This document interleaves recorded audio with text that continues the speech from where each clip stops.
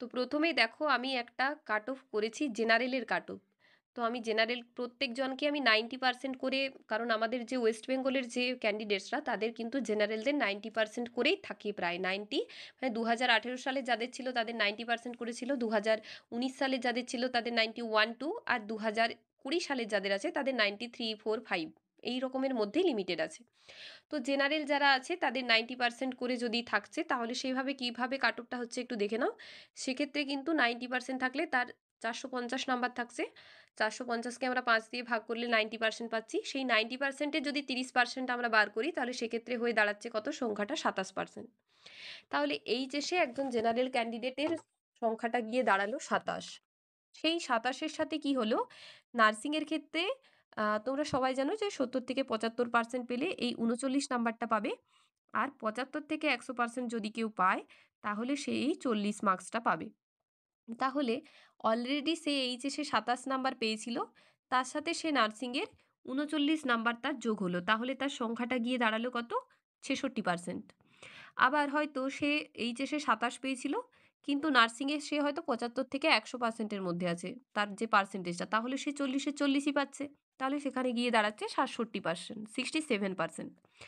এবার তো এখানেই খেলা শেষ নয়, ইন্টারভিউ প্লাস এক্সপিরিয়েন্স আছে, তাহলে তার অলরেডি 67% ছিল, তার সাথে ইন্টারভিউতে আমি সবাইকে ম্যাক্সিমাম 10 নাম্বার করে ধরেছি, একটা এস্টিমেটেড নাম্বার, একটা মাপঝোপ করে 10 নাম্বার করা হয়েছে। তো যদি সে 10 নাম্বার পেয়ে থাকে, 10 নাম্বার মানে 8-10, ম্যাক্সিমাম সবাইকেই 8, 9, 10 এরকম করে ইন্টারভিউতে দেওয়া হয় আর কি।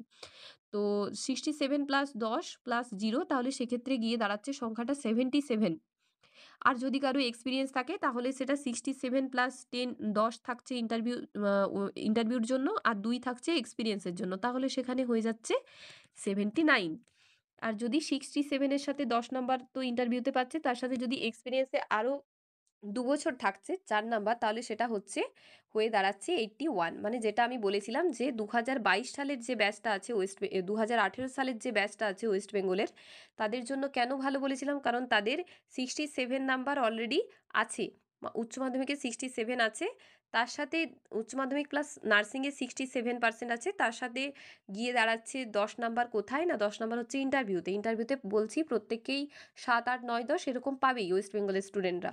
তার সাথে হচ্ছে 4 নাম্বার এক্সপিরিয়েন্সে, এই 4 নাম্বার এক্সপিরিয়েন্সটা তাদের আছে, তাহলে অবভিয়াসলি তাদের জায়গাটা কিন্তু আরও 2 নাম্বার বেড়ে 81 হচ্ছে। যারা 2 বছর প্রাইভেটে জব করেছে রেজিস্ট্রেশন পাওয়ার পর থেকে, তাদের কাছে কিন্তু পাওয়াটা অনেকটা ইজি হয়ে যাবে এবারের যে রিক্রুটমেন্টটা হবে সেটাতে। তাহলে টোটাল হয়ে কি দাঁড়ালো, যে জেনারেলের ক্ষেত্রে কাট অফটা যেতে পারে 79-85 পর্যন্ত। আর এই যে পুরোটা করা, এই জেনারেল আর ওবিসি বি পুরো প্রায় সেম কাছাকাছি যাবে এই বছর, জেনারেল ওবিসি বি 1-2 নাম্বারের করে পার্থক্য থাকবে, ওবিসি এর মধ্যেও তাই, ওবিসি বি থেকে ওবিসি এ 1-2 নাম্বার করে পার্থক্য থাকবে, খুব বেশি কিন্তু এই বছর পার্থক্য থাকবে না।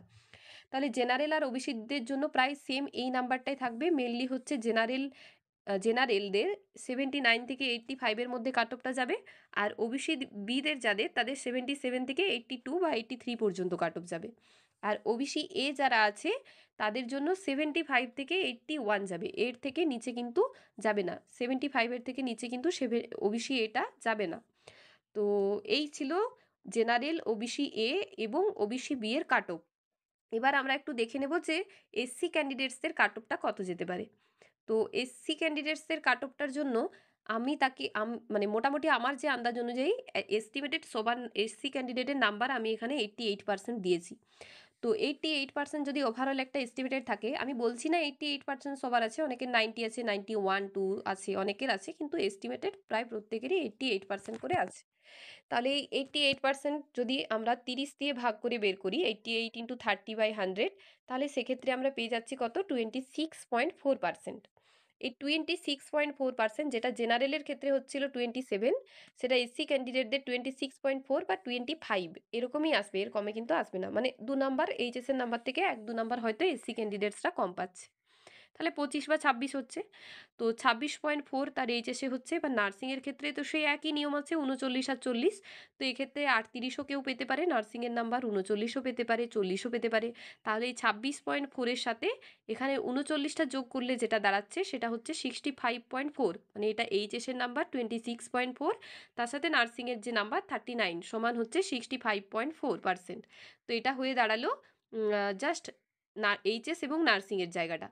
এবার যদি আসি, তাহলে দেখা যাবে যে এই এসসি ক্যান্ডিডেটসদের যে ইন্টারভিউর যে মার্কসটা সেটা কিভাবে করা হবে। না, একটা হচ্ছে যে ওই যে 65.4 যেটা তারা পেয়েছিল, সেই 65.4টাকে তার সাথে ইন্টারভিউতে তো সবাই বললাম 10 পাবে, কেউ হয়তো 8, 9, 10 মানে এরকমের মধ্যেই ঘোরাঘুরি করবে। তাহলে ইন্টারভিউতে ম্যাক্সিমাম 10 দেওয়া হলো তাকে, আর সে হয়তো কোনো এক্সপিরিয়েন্স করতে পারেনি। তাহলে তার জায়গাটা গিয়ে দাঁড়ালো কোথায়? 75.4-এ। তাহলে এসসি ক্যান্ডিডেটসদের জন্য 75.4 একদম লাগোয়া থাকছে কাট অফটা। এবার 65.4 প্লাস সে যদি 10 নাম্বার ইন্টারভিউতে পেয়ে থাকে, তার সাথে যদি 2 নাম্বার এক্সপিরিয়েন্স পায়, তাহলে সেটা 77.4। আর যদি সে 4 নাম্বার পেয়ে থাকে, মানে এটা তারাই পাবে যারা 2018 সালের ব্যাচ, যারা বেরিয়ে সঙ্গে সঙ্গে 2018 সাল 19 সাল থেকেই মানে 2022-23 সাল থেকেই যারা চাকরি করছে, প্রাইভেট প্রাইভেট জব করছে, তারাই পাবে। তো সেক্ষেত্রে এই 4 নাম্বারটা তাদের জন্য যোগ হবে, সেখানে 79.4 হচ্ছে। তো এই কাট অফটা কিন্তু এই 74.5 থেকে 79.4 এর মধ্যেই এসসিদের কাট অফটা থাকবে। এর থেকে বেশি কিন্তু হবে না। 79 বা 78 পর্যন্ত থাকতে পারে। 79 বা 78 পর্যন্ত থাকতে পারে। এর থেকে কমে কিন্তু মানে 74 এর কমে বা 78 বা 9 এর উপরে কিন্তু উঠবে না। এটার মধ্যেই ঘোরাঘুরি করবে। তো এরপর যেটা বলার কথা সেটা হচ্ছে এসটি ক্যান্ডিডেটসদের যে কাট অফটা থাকবে সেটা কীরকম হতে পারে। এসটি ক্যান্ডিডেটসদের কাট অফটা যেটা, সেটা হচ্ছে 87%। আমি একটা এস্টিমেটেড উচ্চ মাধ্যমিকের নাম্বার ধরেছি 87%। অনেকের আছে 90% আছে, 89% আছে, তো এস্টিমেটেড ওভারঅল একটা 87 ধরা আছে। তো সেই 87টাকে আমি 30 দিয়ে যদি ভাগ করি, তাহলে এর ক্ষেত্রে বেরোলো কত? 26.1। এটা 25 হতে পারে, 24ও হতে পারে। তো বলছি না বারবার যে এই এইচএসের নাম্বারটা পুরোটাই ভ্যারি করছে এইচএস। তো সেখানে নার্সিংয়ের নাম্বার তো একটু কমে কমে আমি বলে দিই, যদি 60% থাকে তাহলে 37, তাহলে একবার 37 দিয়ে একবার দেখে নেবে, 38 দিয়ে দেখে নেবে। তাহলে যারা এসটি ক্যান্ডিডেটস আছে তাদের ক্ষেত্রে এইচএসের 26.1টা নেওয়া হলো, মানে এটা যেটা বেরিয়েছিল 26.1 যেটা বেরিয়েছিল সেটা নেওয়া হলো 26.1। তার সাথে নার্সিংয়ের নাম্বার এই 38টা নেওয়া হলো, কারণ বেশিরভাগ আমাদের ওয়েস্ট বেঙ্গলে দেখা যায় যে এসটি ক্যান্ডিডেটসরা কিন্তু 65 থেকে 70% বা 70 থেকে 75%-এর মধ্যেই ম্যাক্সিমামটা আছে আর কি ঘুরে ফিরে। তাহলে এইটা সমান গিয়ে দাঁড়াচ্ছে কত? 26.1 প্লাস 38টা গিয়ে দাঁড়াচ্ছে 64.1। তার সাথে ম্যাক্সিমাম তারা ইন্টারভিউতে কেউ হয়তো 7 পাবে, কেউ হয়তো 9 পাবে, কেউ হয়তো 8 পাবে, কেউ হয়তো 12, 14 করে পাবে। সেটা তার উপর ডিপেন্ড করছে সে কীভাবে দেবে ইন্টারভিউটা এবং সে কীরকম স্টুডেন্ট। তাহলে সেটা ইন্টারভিউতে 7 ধরা হলো, এবং তার এক্সপিরিয়েন্স সাপোজ 2 নাম্বার ছিল। তাহলে যদি এখানে 2 নাম্বার থাকে, তাহলে সেই জায়গাটায় গিয়ে দাঁড়াবে 73.1। যদি তার কোনো রকম কোনো এক্সপিরিয়েন্স না থাকে, নার্সিংয়ে এক্সপিরিয়েন্স যদি না থাকে, তাহলে সেই জায়গাটা গিয়ে দাঁড়াচ্ছিল কত? 71.1। যদি 2 নাম্বার এক্সপিরিয়েন্স থাকে তাহলে 73.1। আর যদি 4 নাম্বার এক্সপিরিয়েন্স থাকে, এটা 2 হবে না, এটা 4 হবে, তাহলে সেখানে গিয়ে দাঁড়াচ্ছে 75.1। তাহলে ওভারঅল তোমরা দেখতে পাচ্ছ যে এসটি ক্যান্ডিডেটসদের যে কাট অফ মার্কস সেটাও কিন্তু 69 থেকে 75.5 এর মধ্যেই আশেপাশে ঘোরাঘুরি করবে। মানে মেন হচ্ছে 68 থেকে 74, 5 এরকমের মধ্যেই থাকবে, এর থেকে বেশি কিন্তু নামবে না, বা এর থেকে বেশি উঠবেও না, 74, 5 এরকমের মধ্যেই থাকবে। তো এই বছর যেটা বলার কথা সেটা হচ্ছে সবারই কাট অফ কিন্তু হাই থাকবে, কারণ যারা একদম ভালো এইচএসে রেজাল্ট করেছে প্লাস এক্সপিরিয়েন্স আছে তাদের জন্য এইটা অনেকটা ইজি হলো। কিন্তু যারা বাইরের স্টেটের স্টুডেন্টসরা আছে তাদের জন্য অনেকটাই দুঃখের বিষয় যে এইচএসের নাম্বারটা ভালো না থাকলে অথবা এক্সপিরিয়েন্সটা না থাকলে তারা কিন্তু এই যে মানে রিক্রুটমেন্টটা এটাতে বসলেও তারা কিছু করতে পারবে না। তো এবার যারা ভাবছে কেস করব তাদের ক্ষেত্রে কিন্তু একটা কথা বলে রাখি, এই প্যানেলটা আরও যদি পিছিয়ে যায় তাহলে সেক্ষেত্রে কি হবে বলো তো? নিজেদেরই অসুবিধে হবে। আরও একটা দুটো ব্যাচ রেজিস্ট্রেশন পাবে, আর নতুন যে ব্যাচগুলো বেরোচ্ছে সেই ব্যাচগুলো কোনো জায়গায় কোনো সুযোগ সুবিধাও পাবে না, যতক্ষণ না পুরনোরা বেরিয়ে যাবে নতুন ব্যাচটা কিন্তু কোনো সুযোগ সুবিধা পাবে না। তাহলে বুঝতে পারছো জেনারেলের যে কাট অফটা, জেনারেল আর ওবিসি বি এর জন্য কিন্তু ওই একই রকমভাবেই 2-3 নাম্বারের একটা ডিফারেন্স থাকছে, মানে 77 ওবিসি বি থাকছে, 79 জেনারেল থাকছে, আর ওবিসি এটা আরও 2 নাম্বার কমে 75 হচ্ছে। এর থেকে বেশি কিন্তু কমবে না। 75, 76 ওবিসি এরকমই যাবে, 74, 75, 76 এটার মধ্যে ঘোরাঘুরি করবে।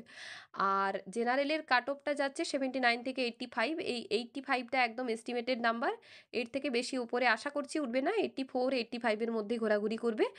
আর এসসি ক্যান্ডিডেটসদের জন্য এটা একদম ঠিকঠাক, কারণ এসসিদের সিট অনেক কম আছে, এসসি ক্যান্ডিডেটসদের সিট কিন্তু অনেক কম আছে যে তুলনায় দেওয়া হয়েছে সিটটা, আর এতজন সংখ্যক আছে সেটাতে কিন্তু এসসি ক্যান্ডিডেটসদেরও এবছর হিউজ একটা সংখ্যক কিন্তু পাবে না। আগে যেমন শুধু জেনারেল পাচ্ছিল না বা ওবিসি বিরা পাচ্ছিল না, এই বছর থেকে কিন্তু এসসিরাও সবাই কিন্তু পাবে না। এসটি ক্যান্ডিডেটসদের চাপটা অতটা নেই, এসসি ক্যান্ডিডেটসদের কাট অফটা অনেকটাই কম যায়, এসসি ক্যান্ডিডেটস যারা আছো তারা সবাই পেয়ে যাবে, অত চিন্তার বিষয় নেই। তাহলে এখন যেটা বলার কথা, যে তোমরা যারা ভয় পাচ্ছ যে এক্সপিরিয়েন্স নেই বা কিছু নেই, এখন ওই সব ভয় পেয়ে আর লাভ নেই, যা হওয়ার হয়ে গেছে। তবে একটা জিনিস ভালো, যে পেছনে যেসব তোমাদের সিনিয়র ব্যাচগুলো বসে আছে সেই ব্যাচগুলোর কিন্তু অনেকটা সুবিধে হয়েছে, তারা কিন্তু এক্সপিরিয়েন্সটার মাধ্যমে সেই ব্যাচগুলো কিন্তু পুরোটা ক্লিয়ার হয়ে যাবে। নতুনদের জন্য একটু কষ্টকর, কিন্তু 2020 সালের যে ব্যাচটা আছে, 2020 সালের ব্যাচটার জন্য কিন্তু একটা দারুণ অপরচুনিটি এই ইন্টারভিউর মাধ্যমে পুরোটা কিন্তু জায়গাটাকে করে নেওয়া। তাই 2018 সাল 19 সালের ব্যাচটার জন্য একটু অসুবিধে আছে। আর একটা কথা বলে দিই, অনেকেই জিজ্ঞাসা করছো দিদি সিএচওর এক্সপিরিয়েন্স কি কাউন্ট হয় বা স্টাফ নার্সের কাউন্ট হয়? তো সিএচওর এক্সপিরিয়েন্স দেখবে গভর্নমেন্ট ইনস্টিটিউশন থেকেও লেখা আছে, তো গভর্নমেন্ট ইনস্টিটিউশন মানে কোথায় হবে, নিশ্চয়ই ওটা সিএচও বা স্টাফ নার্সই হবে। তো সেই সিএচও বা স্টাফ নার্স এনইউএচএম আরবানের সেই এক্সপিরিয়েন্স সার্টিফিকেটগুলো তোমরা তুলে নাও, 2 নাম্বার করে কিন্তু ওটাতে থাকবে, 2 নাম্বার করে পাবে, সেই দুটো তুলে নাও। আর যারা যারা প্রাইভেটে আছো, প্রাইভেট থেকেও যারা আছো 2 বছর, 1 বছর বা 2 বছর, সেই 2 নাম্বার বা 4 নাম্বারের জন্য তোমরা সার্টিফিকেটগুলো তুলে নাও। আর 3 তারিখের পর থেকে কিন্তু আর কোনো এক্সপিরিয়েন্স কাউন্ট হবে না, 3 তারিখ পর্যন্তই এক্সপিরিয়েন্স কাউন্ট হবে। তো ঠিক আছে, আজকের ভিডিওটা এই পর্যন্তই রইলো, দেখা হচ্ছে নেক্সট ভিডিওতে। যদি কোনো কিছু কোশ্চেন থাকে আমাকে জানাতে পারো কমেন্ট করে, বা আমার চ্যানেল আমাকে পার্সোনালিও বলতে পারো, কিন্তু এখন আমার অতটা সময় নেই হাতের মধ্যে, তোমরা ওই কমেন্ট করেই জানাবে, আর আমাকে পার্সোনালি কেউ কিন্তু মেসেজ করবে না, পার্সোনালি কেউ মেসেজ করবে না।